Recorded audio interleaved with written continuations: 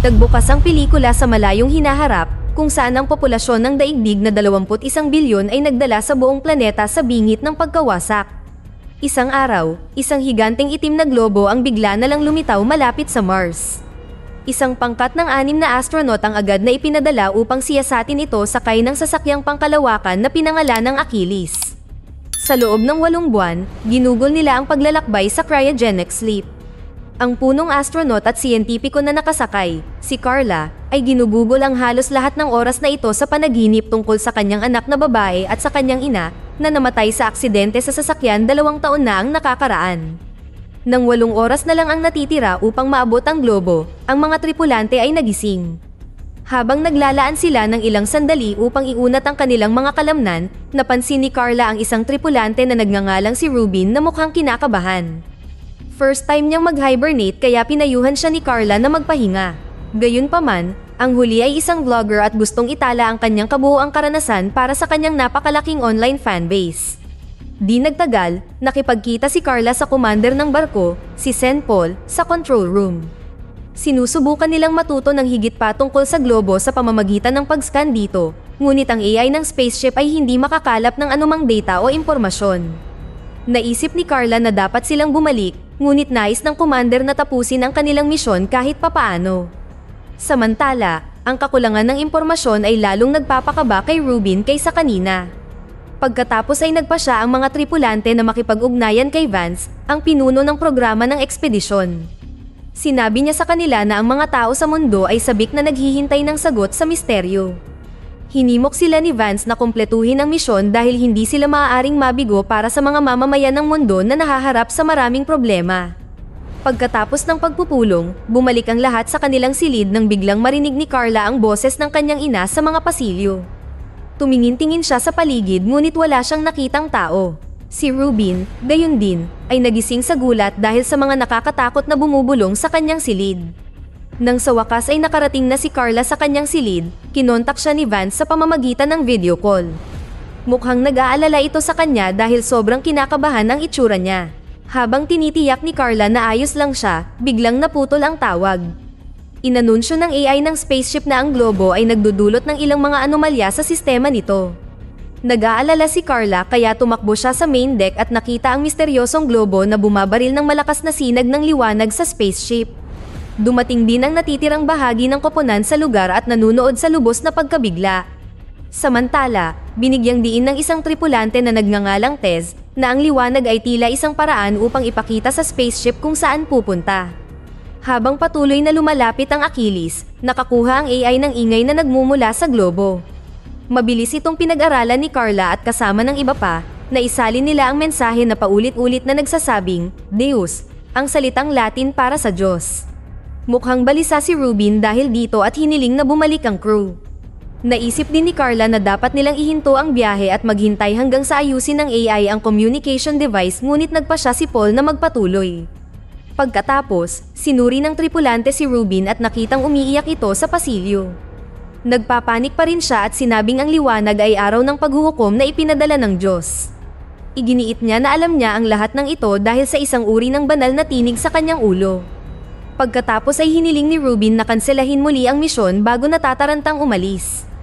Kasunod nito, tinalakay ng mga tripulante ang kanilang mga teorya at iniisip ng isang matipunong tripulante na nagngangalang Ulf na dapat nilang alamin kung ano ang globo. Idinagdag niya na kung ito ay lumabas na isang alien na gumagawa ng panlilinlang, maaari nilang pasabugin ito. Ngunit si Paul, na nakikinig sa pag-uusap sa pamamagitan ng mga surveillance camera, ay nagbabala sa kanila laban sa paggawa ng ganoong bagay.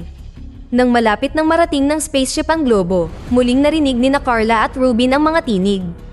Pagkatapos ay dinala ng nag-aalalang Ulf si Carla sa kanyang silid, at sa kalaunan ay nagkwento siya tungkol sa kanyang mga karanasan. Ibinunyag niya na nananakit ang ulo niya mula nang mangyari ang sawing palad na aksidente, ngunit walang binanggit tungkol sa mga tinig. Naputol ang kanilang pag-uusap kay Tez, na nagpaalam sa kanila na nawawala si Rubin. Hindi pinansin ang sariling alalahanin sa kanyang kalusugan, sumama si Carla sa iba pang tripulante para hanapin ang nawawala nilang miyembro. Ang koponan ay naghiwalay para mas mapabilis ang paghahanap, at tumungo si Tez upang tingnan ang cargo bay. Sa lalong madaling panahon ay nakatagpo niya ang nakakapangilabot na tanawin. Si Rubin ay nagsasagawa ng tila ritual sa relihiyon sa likod ng ilang lalagyan. Sumigaw si Tess sa takot, na nagudyok sa iba na sumugod sa kanyang direksyon. Sa kasamaang palad, sa oras na nakarating doon si Carla, huli na ang lahat, patay na si Tess at nakahiga sa sahig. Kinuha ni Rubin si Carla bilang hostage at nagsimulang magsalita ng mga walang kabuluhan.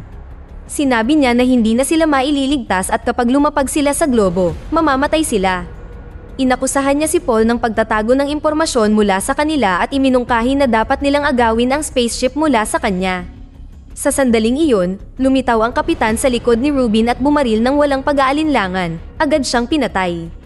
Pagkatapos ay sinabihan niya si Alf na kumuha ng 2 body bag at mukhang kalmado sa kabila ng pagkawala ng 2 miyembro ng tripulante. Ngunit, ayaw ni Carla na hayaang kalimutan ng problema. Hinarap niya si Paul, pinuna siya dahil sa walang habag na pag-uugali tungkol sa pagkamatay ng kanilang kapwa-miyembro ng koponan. Ang kapitan, gayunpaman, ay nagpaalala sa kanya na mayroon silang misyon na dapat tapusin at naglakad lang palayo. Sa ibang lugar, nagpa siya si Alf na ilagay ang mga katawan sa kanilang kaukulang mga hibernation pod sa halip na sa bag ng katawan. 3 oras na lang ang natitira para sa paglapag. Ang mga tripulante ay pumasok sa isang mas maliit na sasakyang panghimpapawid upang mas madaling umikot sa globo. Napansin ni Carla ang ilang uri ng istruktura sa globo ngunit hindi niya lubos na maunawaan kung ano ito. Nang sa wakas ay nakarating ang spaceship sa destinasyon nito, ang mga kagamitan sa komunikasyon ay nagsimulang gumana muli at ang mga tripulante ay nakatanggap ng tawag mula kay Vance. Ipinaalam niya sa kanila na lumitaw sa Earth ang 10,000 hindi pa nakikilalang mga istruktura tulad ng nakita ni Carla. Kumbinsido si Vance na ang globo ang nasa likod ng hindi pangkaraniwang bagay na ito at nais niyang malutas ng mga tripulante ang misteryo sa lalong madaling panahon.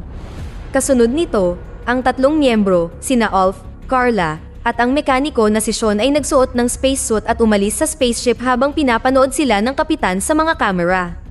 Ang globo ay ganap na madilim, kaya't ang 3 ay hindi makakita sa malayo.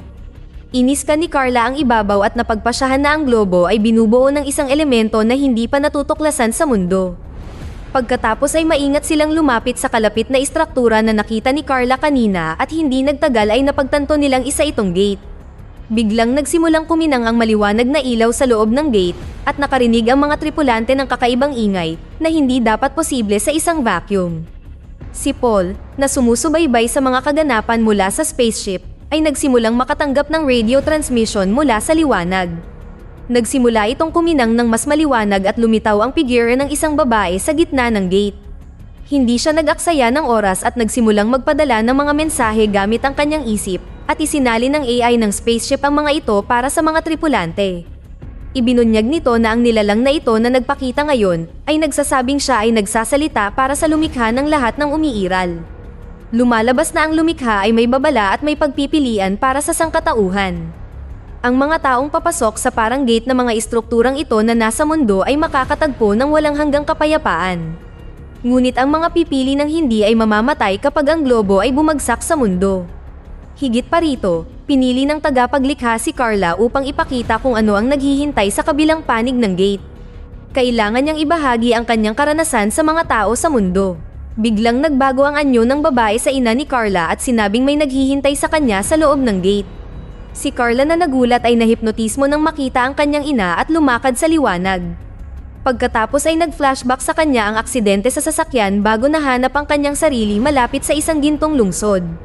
Nakapagtataka, ang sugat na natamo niya sa aksidente ay sariwa pa rin sa kanyang ulo. Pagkatapos ay nakita ni Carla ang kanyang anak na babae sa malapit at hindi maiwasang tumakbo patungo sa kanyang anak. Ngunit bago sila muling magkasama, ang astronaut ay nagising sa isang mesa sa spaceship. Ipinaliwanag ni Alf na halos hindi siya makatayo nang lumabas siya ng gate, kaya't dinala niya siya pabalik sa spaceship. Sa kasamaang palad, nag-collapse si Sean malapit sa istruktura at hindi na nakabalik sa spaceship. Naputol ang kanilang pag-uusap ng tawag mula kay Vance na gustong malaman ang lahat ng detalye. Sinabi sa kanya ni Carla ang tungkol sa Golden City ngunit hindi binanggit na nakita ang kanyang pamilya. Nang matapos ang tawag, nagtanong si Carla tungkol sa pagkamatay ni Sean kung saan sinagot ni Alf na nasira ang kanyang spacesuit. Hindi siya naniniwala sa paliwanag na ito ngunit pinili na manatiling tahimik pansamantala. Di nagtagal, nakarating sina Carla at Ulf sa isang pasilyo kung saan walang mga security camera. Tinanong ng huli kung ano ang nakita niya sa loob ng gate at sinabi niya sa kanya ang tungkol sa kanyang pamilya. Ipinaliwanag din ni Carla na wala siyang tiwala kina Vance at Paul dahil parang may itinatago sila. Ilang sandali pa, bumalik si Ulf sa deck at nakipag-usap kay Paul. Tinanong siya ng kapitan kung ano ang nangyari habang wala sila ni Carla sa camera. Gayunpaman, nagsinungaling si Ulf at sinabing wala siyang ibinunyag na anumang bago. Nang makaalis ang spaceship sa orbit ng globo, inanunsyo ng AI na ang mga tripulante ay dapat handa upang mag-hibernate sa loob ng 1 oras. Pagkatapos ay kumuha si Carla ng kutsilyo at tumungo upang tingnan ang katawan ni Sean sa pod. Gaya ng hinala niya, ang kanyang spacesuit ay tila ayos na ayos at walang mga palatandaan ng pagkasira. Si Carla na galit ay pumasok sa loob ng silid ni Paul upang maghanap ng mga palatandaan. Lingid sa kanyang kaalaman, nakita ito ng kapitan sa security camera at pinapunta si Ulf para harapin siya. Samantala, nakahanap si Carla ng baril at ilang file na tila classified. Ngunit bago niya mabasa ang mga ito, nakarating si Ulf sa labas ng silid. Si Carla na desperado ay bumunot ng baril at binantaan siyang huwag hahakbang. Pagkatapos ay mabilis niyang sinilip ang mga file at napagtanto na si Ulf ay isang dating sundalo ng Elite Corps. Ngunit ipinaliwanag ng huli na iniwan niya ang kanyang propesyon sa nakaraan at nanumpa na wala siyang alam tungkol sa globo. Kasunod nito, pinilit siya ni Carla na bumalik sa main deck kung saan itinutok niya ang baril kay Paul. Iginiit ng kapitan na ang paghihimagsik laban sa kanya ay may parusang kamatayan. Ngunit gumanti si Carla sa pagsisiwalat na napatay si Sean sa pamamagitan ng putok ng baril. Sa tingin niya, si Ulf ang may gawa nito dahil siya ay dating hitman. Sa kabutihang palad, ang tensyon na ito ay naantala ng isang tawag mula kay Vance. Ipinangako niya na hindi siya ang masamang tao at sinabing ang lahat ng kanyang mga siyentipiko ay naniniwala na ang talagang nakita ni Carla ay ang langit. Bukod dito, inihayag niya na nai-broadcast na kanina ang footage ng globo. Nang makita ang video na iyon, bilyon-bilyong tao sa mundo ang nagtipon sa mga lansangan, desperado na umalis sa planeta. Ang impormasyong ito ay nag-iwan kay Carla sa labis na pagkabigla at bigla siyang sinunggaban ni Paul. Matapos ang isang maikling labanan, nagawa ni Carla na barilin ang kapitan sa dibdib na agad itong pinatay. Nasugatan din siya sa labanan at may dumudugo mula sa kanyang tiyan. Gayunpaman, itinutok ni Carla ang baril kay Ulf, na sa wakas ay umamin sa pagpatay kay Sean. Nag-iingat si Ulf sa mekaniko na lalong naghihinala tungkol sa tunay na intensyon niya. Ngunit ayaw ni Ulf na patayin si Carla dahil gusto rin niyang malaman ang katotohanan tungkol sa globo at kung ano ang nakita niya. Si Carla, na labis na nasaktan, ay nagpa siya na magtiwala kay Ulf at hinayaan siyang lagyan ng benda ang kanyang sugat. Pagkaraan ng ilang sandali, gumanda ang pakiramdam niya at inamin na gusto niyang bumalik sa globo. Ito ay halos imposible dahil kinokontrol ni Vance ang AI ng spaceship na siyang nagdidikta kung saan pupunta ang spaceship. Pagkatapos ay ibinunyag ni Ulf na mayroon siyang code upang i-override ang AI, ngunit kailangan nilang magbaba ng maraming timbang mula sa spaceship upang magawa ito. Mawawala ang pangunahing propulsion at ang kanilang paglalakbay pabalik sa Earth ay aabuti ng higit sa 5 taon. Nang marinig ito, nawalan ng pag-asa si Carla, ngunit sinabi ni Ulf na mayroon siyang ibang plano. Maya-maya, bumalik si Carla sa deck at tinawagan si Vance. Siya ay talagang kumbinsido na ang buong globo na ito ay isang kasinungalingan at sinabi sa kanya na sisirain niya ito kung kinakailangan. Dahil dito ay napilitan si Vance na ibunyag ang buong katotohanan at ini-activate niya ang ilang classified files. Ipinakita nila ang proseso ng pagmamanupaktura ng elementong natagpuan ni Carla kanina. Inamin din ni Vance na siya ang gumawa ng globo gamit ang partikular na elementong iyon. Lumalabas na ginawa niya ang lahat ng ito upang iligtas ang Earth mula sa sobrang populasyon sa pamamagitan ng pagpatay sa 15 bilyong tao. Walang Diyos sa gate at hindi kayang sirain ng globo ang mundo. Sa halip, lahat ng ito ay kasinungalingan upang matakot ang mga tao na hinihikayat silang tumakbo patungo sa mga pintuan na lumitaw sa buong planeta. Inaakala ng mga kawawang taong ito na sila ay papasok sa langit, ngunit sila ay naglalakad patungo sa kanilang kamatayan. Gayunpaman, hindi maintindihan ni Carla kung paano niya narinig ang kanyang pamilya pagkatapos pumasok sa gate. Pagkatapos ay inamin ni Vance na nag-install siya ng chip sa kanyang ulo 2 taon na ang nakakaraan pagkatapos ng aksidente. Inaako rin niya ang pananagutan sa aksidente ng sasakyan na ikinamatay ng kanyang pamilya. Ang lahat ay naging bahagi ng kanyang plano upang sanayin si Carla para sa paglalakbay na ito. Nang marinig ito, si Carla na nabigla ay nagsimulang umiyak at tinawag siyang halimaw. Sa sandaling iyon, nakipag-ugnayan sa kanya si Ulf, ibinalita na hawak na niya ang core ng Achilles. Biglang napagtanto ni Vance na ang dalawa ay nagpaplanong sirain ang globo. Kaya inutusan niya ang AI na simulan ang auto-destruct sequence ng spaceship. Ang alarma ay nagsimulang tumunog at ang AI ay nag-anunsyo na ang Achilles ay sasabog sa loob ng 3 minuto. Dahil sa galit, pinaputukan ni Carla ang hologram machine, tinapos ang tawag ni Vance. Pagkatapos ay nakipag-ugnayan siya kay Ulf na nagbigay sa kanya ng code upang ihiwalay ang pangunahing spaceship mula sa malaking istruktura na may hawak sa kargamento. Gayunpaman, si Ulf ay nasa elevator pa rin na nag-uugnay sa lugar ng kargamento sa pangunahing spaceship. Hindi ito sapat na mabilis para makabalik siya sa deck ng spaceship sa oras. Sinabihan niya si Carla na umalis nang wala siya, na sa una ay tinanggihan niya. Ngunit sa sandaling iyon, tumunog ang timer ng self-destruction at nagsimulang sumabog ang Achilles sa maraming lugar ng sabay-sabay. Walang ibang pagpipilian si Carla kundi ang paghiwalayin ng spaceship at manood sa takot dahil ang natitirang bahagi ng spacecraft ay lubos na nawasak. Gayunpaman, biglang nakipag-ugnayan sa kanya si Ulf na inihayag na nakatawid siya sa pinakahuling sandali. Kalaunan ay ipinagdiwang ng dalawa ang kanilang kaligtasan sa pamamagitan ng inumin at pinag-usapan nila kung ano ang dapat nilang gawin pa. Ipinaliwanag ni Ulf na dahil nawala ang kalahati ng Achilles, ang pagpapasabog sa core ng spaceship ay kailangang gawin ng mano-mano. Napagtanto ni Carla na walang ibang paraan para sirain ang globo at sinabing gagawin nila ito ng magkasama. Gayunpaman, nang lumapag ang spaceship sa globo, isinara ni Ulf ang pinto paglabas niya, iniwan si Carla sa loob. Sinabi niya kay Carla na kailangan niyang bumalik sa Earth para masabi niya sa lahat ang totoo. Si Carla, na napagtanto na ang desisyon ay kailangang gawin, ay nagbigay ng pangwakas na paalam kay Ulf. Pagkatapos ay pinalipad niya ang spacecraft at nang ito ay malayo na, pinasabog ni Ulf ang core at sinira ang globo sa wakas. Ang pelikula ay nagtapos habang patungo si Carla sa Earth, isang paglalakbay na aabutin ng 7 taon.